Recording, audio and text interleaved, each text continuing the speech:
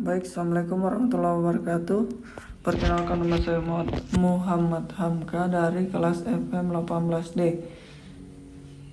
Baik, pada tugas final mata kuliah teknik analisa laporan keuangan, di sini saya akan menjelaskan yang pertama materi yang ke-9, yaitu tentang rasio aktivitas. Rasio ini merupakan rasio yang digunakan untuk mengukur efektivitas perusahaan dalam menggunakan aktiva yang dimilikinya, atau dapat pula dikatakan rasio ini digunakan untuk mengukur tingkat efisiensi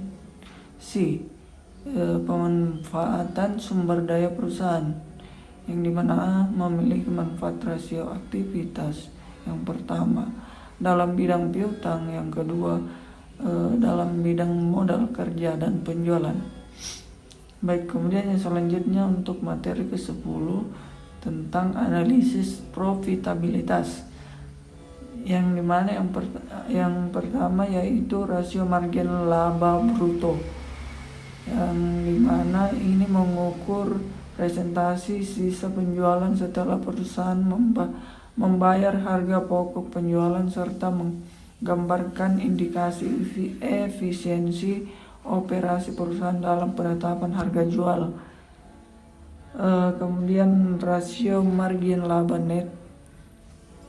Rasio ini mencerminkan kemampuan manajemen untuk menghasilkan laba neto setelah harga pokok penjualan, beban operasi, beban lain-lain, dan pajak. Baik, selanjutnya yang materi ke-11 tentang dividen payout, pembagian laba perusahaan pada para pemegang saham disebut pembagian dividen, karena dividen yang diterima oleh pemegang saham jumlahnya tergantung pada lembar saham yang dimiliki. Indikator yang digunakan untuk menguji kewajiban kebijakan dividen adalah rasio pembayaran dividen, yaitu dividen payout ratio.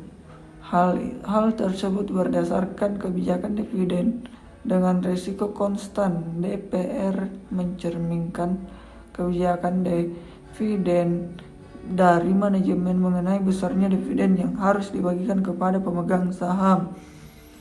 Kemudian yang kedua, sales growth, pertumbuhan penjualan adalah kenaikan jumlah penjualan dari tahun ke tahun atau dari waktu ke waktu.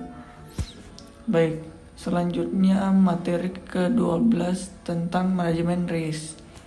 Yang pertama, liquidity risk. Liquidity risk menunjukkan risiko yang dihadapi oleh bank karena mengalami kegagalan untuk memenuhi kewajiban deposannya dengan alat-alat liquid yang tersedia, karena harus menggunakan oleh bank bersangkutan untuk membayar kewajiban yang harus segera dilunasi.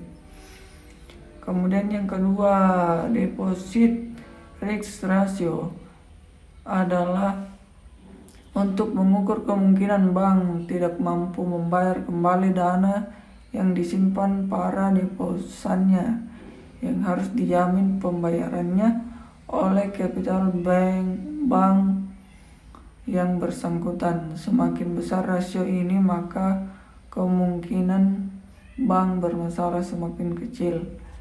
Kemudian untuk materi yang ke-13 tentang metode EVA atau Economic Value Added, biasanya dipergunakan untuk mengukur kinerja keuangan perusahaan yang dapat dengan mudah diintegrasi dalam aktivitas perusahaan sehari-hari. Kemudian untuk materi yang ke-14 tentang NPL, Non-Performing Loan. Yang pertama, tingkat kelangsungan usaha bank berkaitan erat dengan aktiva produktif yang dimilikinya. Oleh karena itu, manajemen bank dituntut untuk senantiasa memantau dan menganalisis kualitas aktiva produktif yang dimilikinya. Kemudian yang kedua, setiap penanaman bank dalam aktiva produktif dinilai kualitasnya dengan menentukan tingkat kolektibilitasnya. Kemudian yang terakhir, materi yang ke-15 tentang CAMEL, Capital Asset Management Earning Liability, yang dimana menyatakan Muljono CAR juga digunakan untuk mengukur kemampuan permodalan yang ada untuk menutup kemungkinan kerugian di dalam kegiatan pengkreditan dan perdagangan surat-surat berharga. Menurut Susanto, semakin besar rasio ini, semakin kecil profitabilitas suatu bank mengalami kebangkrutan. Baik, terima kasih untuk kesempatan yang telah diberikan. Mungkin itu saja yang dapat saya sampaikan. Assalamualaikum warahmatullahi wabarakatuh.